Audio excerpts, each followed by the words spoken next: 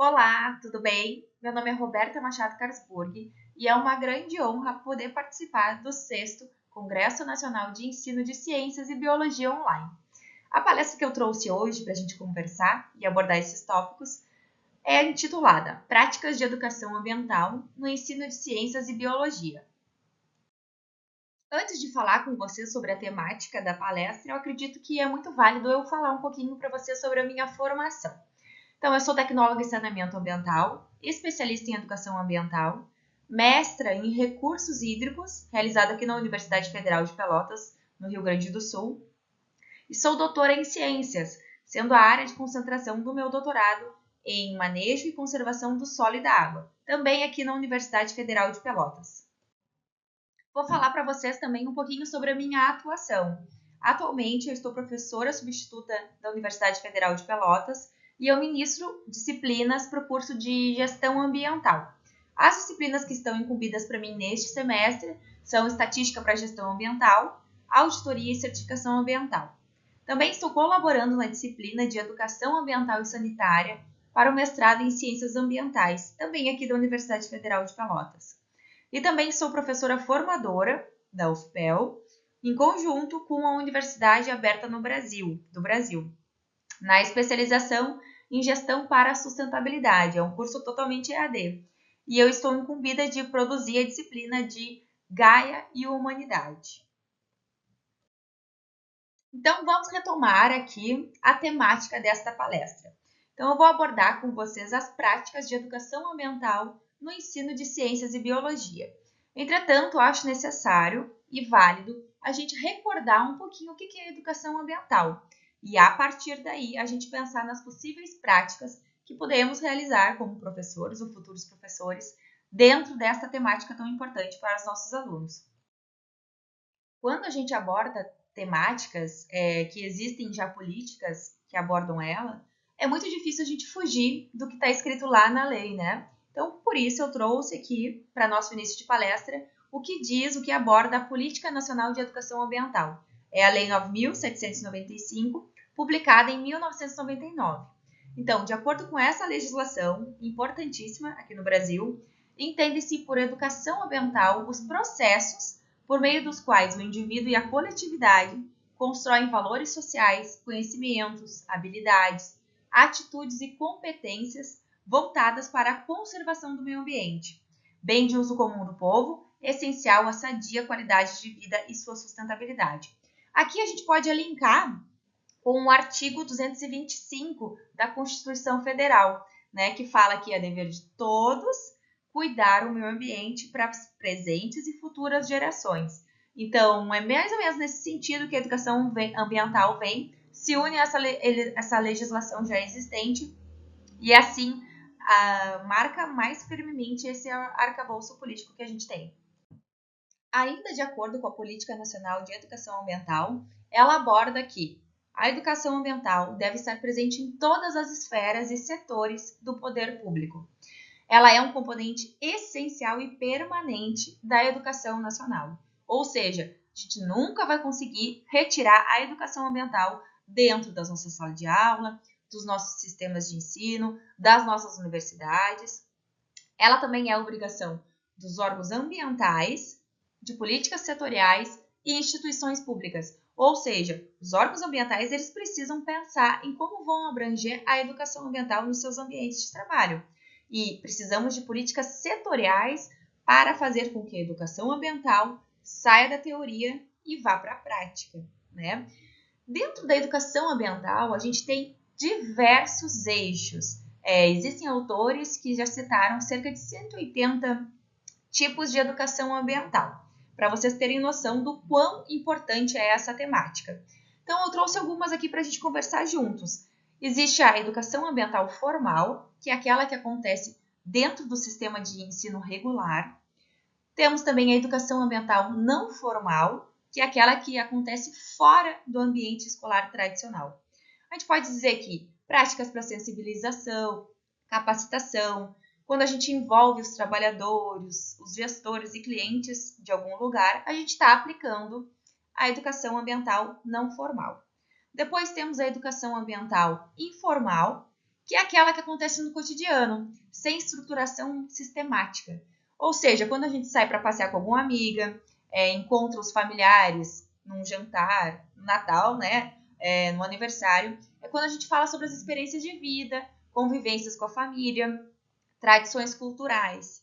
Depois temos a educação ambiental crítica ou emancipatória, que ela fala sobre a participação do cidadão, justiça socioambiental e transferência das relações da sociedade e natureza. E por último, trouxe aqui para citar para vocês a educação ambiental conservacionista, ou ainda a educação ambiental tradicional. Ela fala sobre preservar os recursos naturais e conservar a biodiversidade. Um exemplo são os programas de conscientização que alguma marca, alguma indústria, alguma fábrica pode fazer para conscientizar os seus clientes, os seus trabalhadores. Apresento agora como essa palestra foi elaborada. Então, eu trouxe para a gente conversar esses 4 artigos super atualizados, os quais abordaram práticas educativas em relação à educação ambiental, no ensino de ciências e biologia. Então, eu trouxe um esqueminha aqui, com o título do trabalho, o objetivo, a metodologia e os resultados que cada um desses artigos trouxe. Então, e a partir daí a gente começa o nosso debate, o nosso mix de ideias. Então, vamos iniciar pelo artigo de Zhang Jung Assari, em 2025. Então, os autores eles acreditam que a educação ambiental desempenha um papel vital na formação de cidadãos ambientalmente responsáveis. Então, esses autores acreditam que a educação ambiental é chave para a gente ter futuros adultos responsáveis no quesito ambiental. Então, esses autores, eles analisaram estudos focados em práticas de ensino de educação ambiental por professores sob educação formal. A educação formal, então, é aquela que acontece dentro do sistema de ensino regular.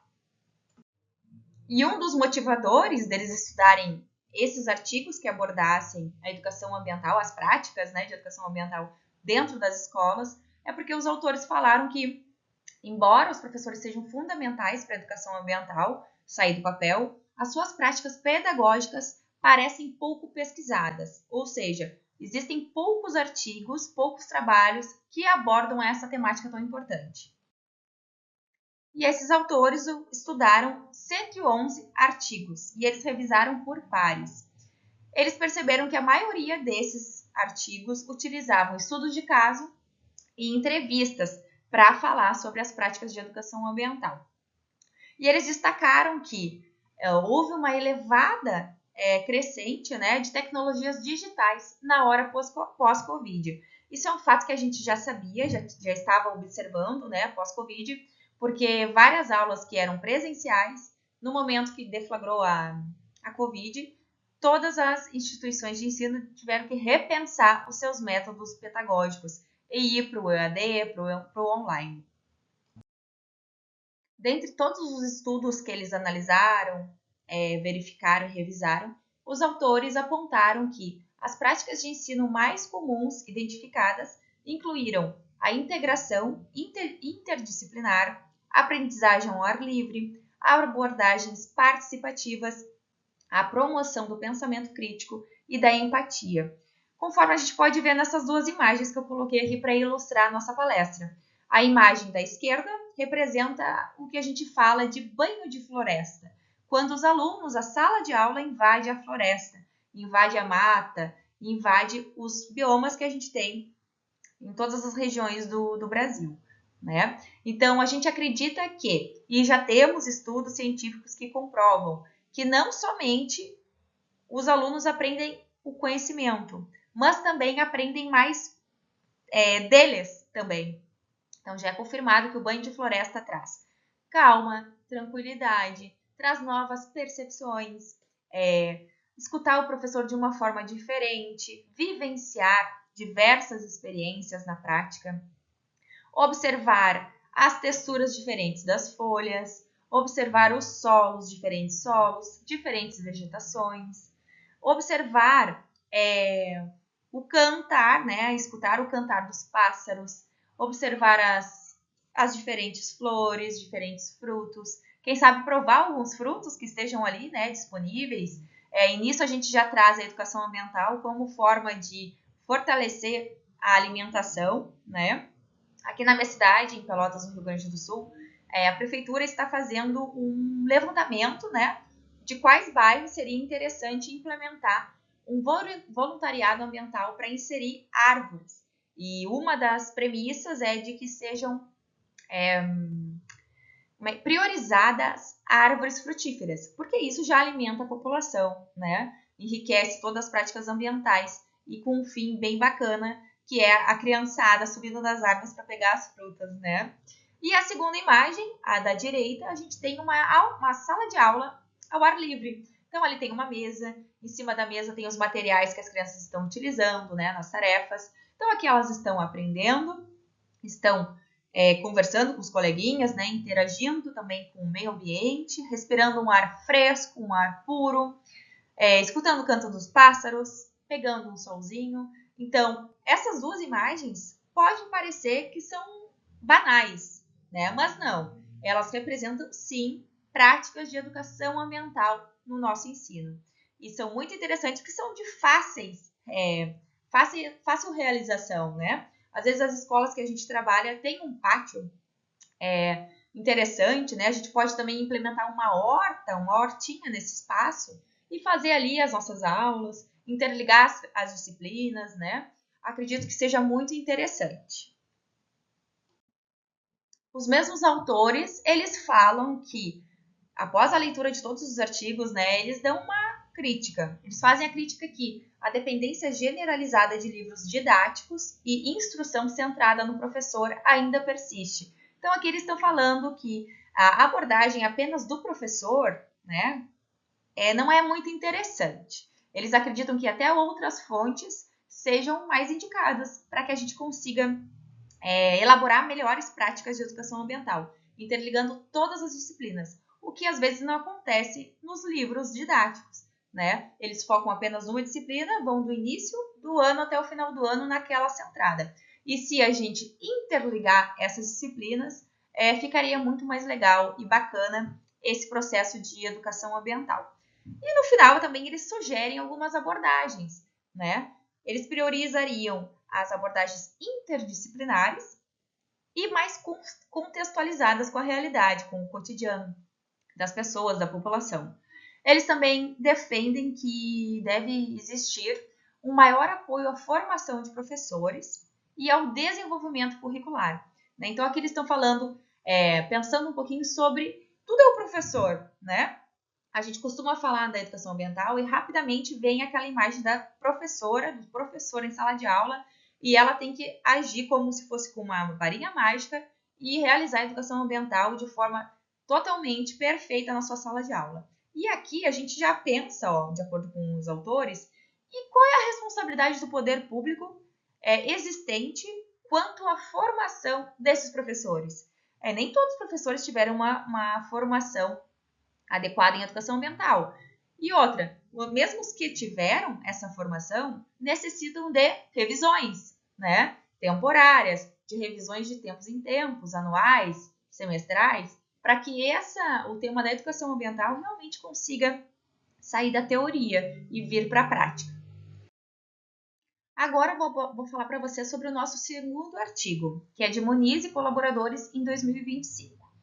Muniz e colaboradores, eles estudaram os licenciandos, né? Então, eles tiveram uma proposta para promover o contato dos licenciandos com assuntos sobre o meio ambiente, considerando o processo de compostagem vinculado ao currículo de Ciências da Natureza. Então, eles pegaram a compostagem, que é um processo super lindo, né? Eu sou da área ambiental, é um processo perfeito que pega aquele resíduo, aquele lixo orgânico que ninguém queria, que na maioria das vezes nas cidades brasileiras, em sua grande maioria, está indo para os aterros sanitários ou ainda para os lixões, né, que não tem nenhuma capacidade de proteção ao meio ambiente. E esse resíduo orgânico está sendo depositado, né, está sendo confinado. Então, a gente está perdendo vida útil dos nossos aterros sanitários, que todo aterro sanitário tem um projeto de quantos anos ele vai poder ter a vida útil dele, né, para receber os resíduos de uma determinada cidade. Então, quando a gente insere resíduos que facilmente a gente poderia reutilizar, como são os resíduos orgânicos, né, a gente consegue transformá-los em adubo, um adubo riquíssimo para inserir nas nossas hortas comunitárias, hortas escolares, hortas caseiras. Então, assim, é inadmissível, né, que tenhamos já esse processo de compostagem e que a gente não consiga ainda disseminar como a compostagem merece ser disseminada, para que mais pessoas reutilizem seus resíduos orgânicos e transformem esse resíduo em um adubo, um composto orgânico muito valorizado. É o que a gente vê nessa imagem aqui, ó.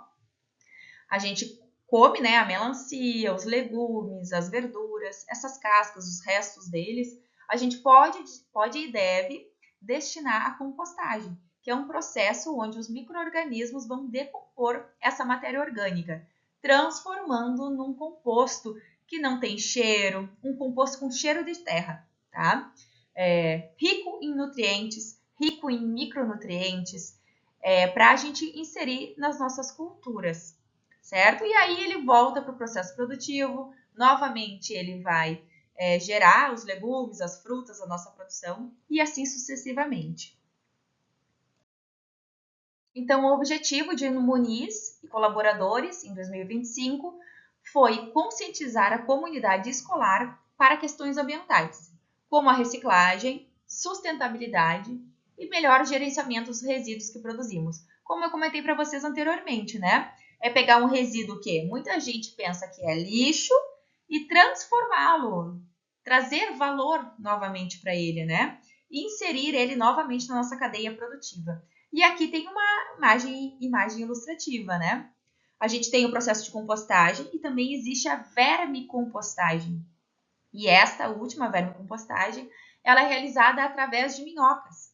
Então, esse processo, gente, as duas compostagens, seja de qualquer maneira que for, elas não devem exalar o odor, tá? Todas as compostagens que estão com a temperatura e a umidade ok, medidas e conferidas e operando dentro da normalidade, elas não exalam cheiro, mau cheiro, tá?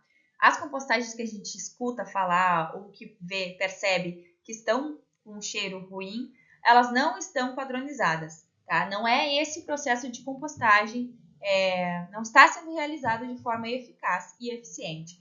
E infelizmente são esses casos que muitas vezes não dão certo, que a população percebe e cria até um certo de preconceito, né, com a compostagem. Mas estou aqui para falar para vocês que uma compostagem bem feita, com um processo bem realizado, ela não emite, não exala odores e no final a gente tem um composto riquíssimo para inserir na nossa agricultura, nossas hortinhas e tudo mais. E também, em alguns momentos, gera biofertilizante, que é um líquido, certo? E esse líquido a gente pode diluir em água e também irrigar as nossas plantas.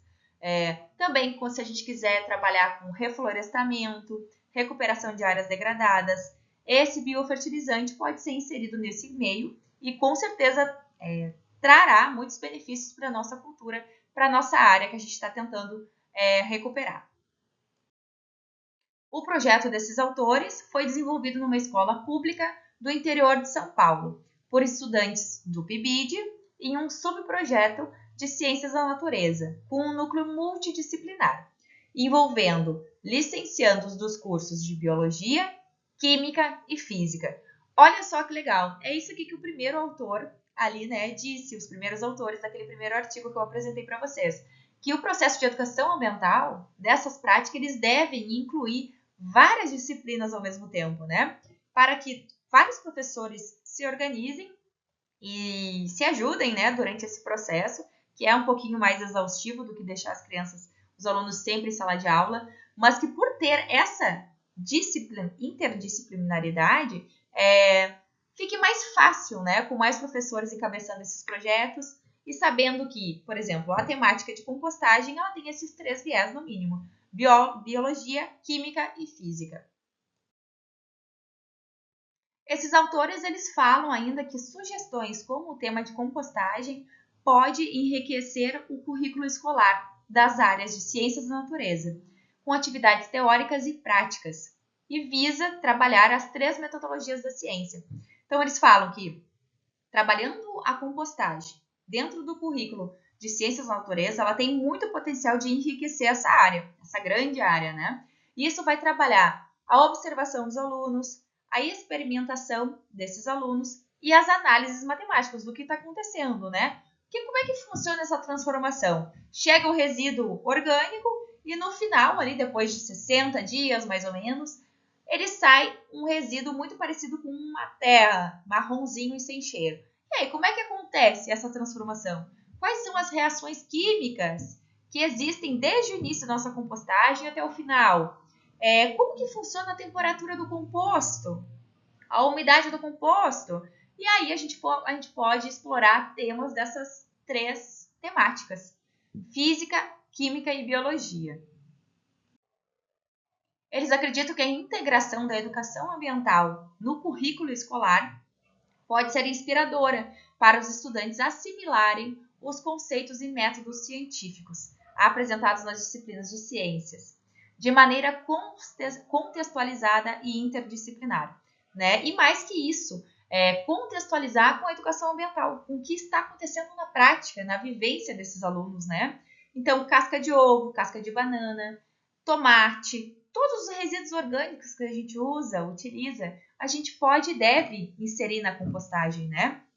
Então, e é uma forma, os autores acreditam que é uma forma, quando o aluno experimenta e observa, coloca a mão na massa, de fato, para construir uma composteira, para operar a composteira, é um jeito dele assimilar muito mais facilmente esses conceitos e os métodos científicos que tanto são falados durante as aulas. Para a efetivação desta integração em sala de aula, é importante que haja uma articulação entre os cursos de formação de professores e atividades práticas sobre o tema, que forneçam condições para que os licenciandos possam testar hipóteses, metodologias pedagógicas e avaliar a viabilidade das mesmas diante das limitações reais do ambiente escolar durante a sua formação. Então, esse artigo aqui visualizou, né, as experiências dos licenciandos em sala de aula ao aplicar essa prática de educação ambiental mais focado na composteira, né, na compostagem. Então, esse artigo, na verdade, fala isso, né? Visualizar quais foram as experiências desses licenciandos, como é que foi na turma X, como é que foi na turma Y, como é que os alunos de determinada idade se interessaram pela atividade, ou será que a gente poderia modificar um pouquinho o que a gente fez nessa atividade numa próxima vez? Né? Tudo é aprendizagem, e é isso que o artigo buscou, colocar esses licenciandos em ação, né, numa temática super importante, e observar quais foram as experiências deles, o que eles fariam novamente, o que talvez eles mudariam, e assim sucessivamente. Então, esses autores, eles acreditam que falar sobre compostagem, o processo de compostagem, como é que a gente vai chegar lá no composto orgânico ao final do processo, eles acreditam que as disciplinas de biologia, química e física estão incluídas neste processo. Estão interligadas. Então, os autores começaram a explicar o porquê que a biologia está conectada à compostagem no seu artigo. Né? Então, eles falaram que os micro-organismos decompositores, os quais são aeróbios, eles necessitam de ar, são eles que vão decompor esses resíduos orgânicos e transformá-los em composto orgânico.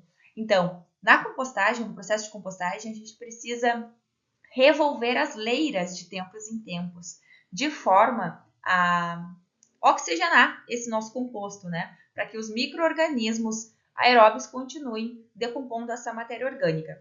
Então, esses micro-organismos, eles vão oxidar o carbono dos resíduos, liberando gás carbônico, água e energia, enquanto parte da matéria é convertida em substâncias úmicas, que é a base do adubo.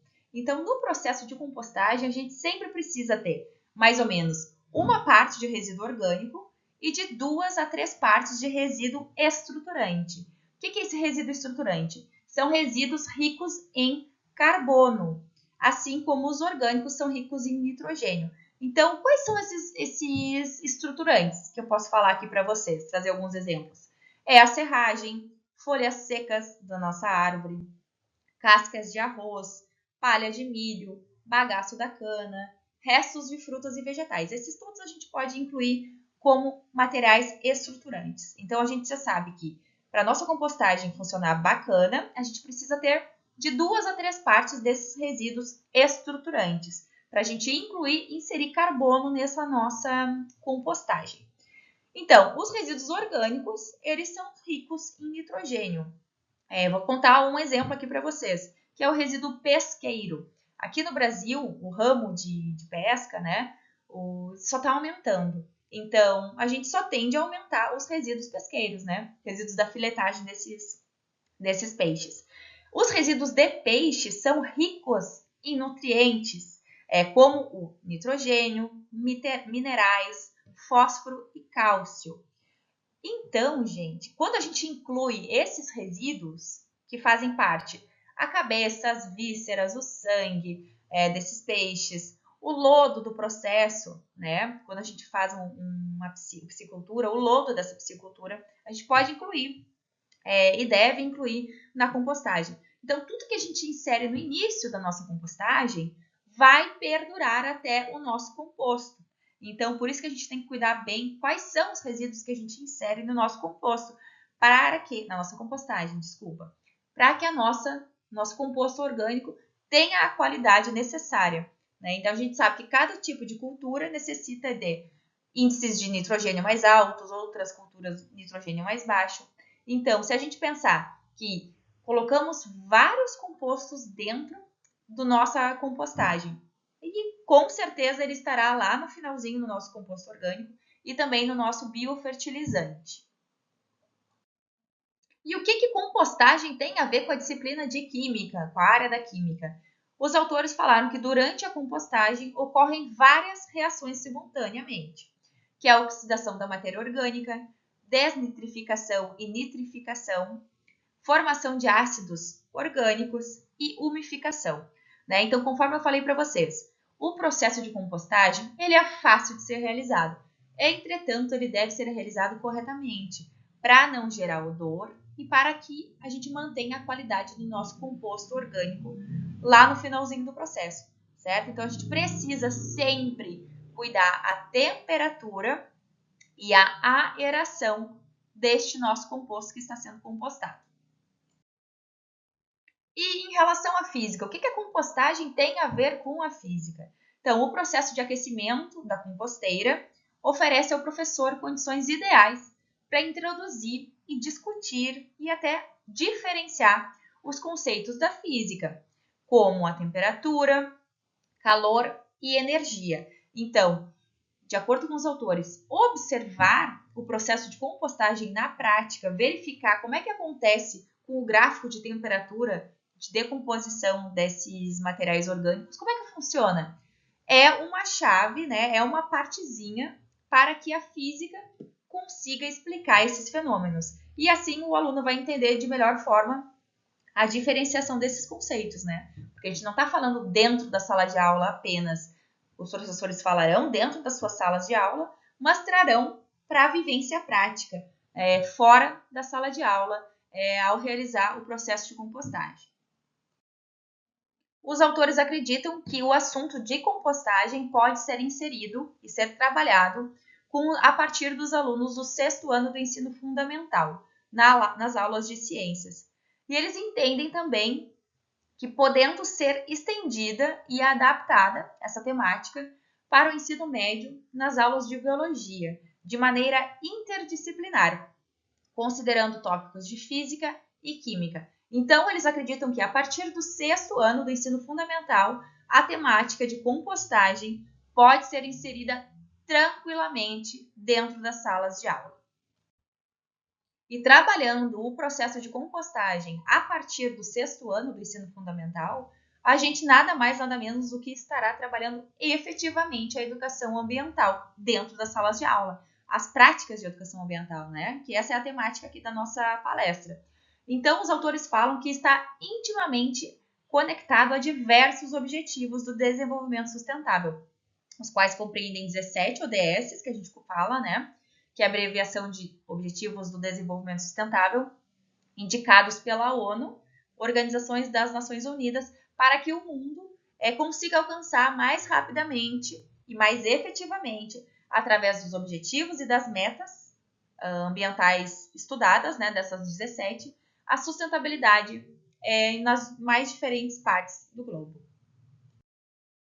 Agora vamos para o nosso terceiro artigo, que foi elaborado pelos autores Müller e Silva em 2023. Então, esses autores tiveram o objetivo de investigar e compreender quais metodologias e ações pedagógicas são desenvolvidas em sala de aula, com as temáticas de educação ambiental e sustentabilidade ambiental, nos anos iniciais do ensino fundamental, tanto da rede pública municipal, quanto da rede pública estadual e da rede privada de municípios aqui do Rio Grande do Sul. A metodologia aplicada por esses autores foi questionários aplicados aos professores. Então, o levantamento de dados foi realizado por meio de um questionário que foi respondido por 12 professores. Esses professores são oriundos da rede pública estadual, rede pública municipal e rede privada desses municípios aqui do Rio Grande do Sul. Então, esses professores dessas 3 redes que eu comentei com vocês antes, eles afirmaram, relataram, dificuldades encontradas pela falta de materiais didáticos, laboratórios e a falta de tempo para realizar atividades sobre a temática ambiental. Então, as escolas públicas, por sua grande maioria, elas não têm muita verba, para instituir, para desenvolver laboratórios, ou quem sabe também estimular essa atividade com os materiais didáticos necessários, né? Todos esses são custosos. E também, a gente sabe que os professores, por sua grande maioria, estão com os horários muito apertados, né? Vários professores dão aula em duas escolas.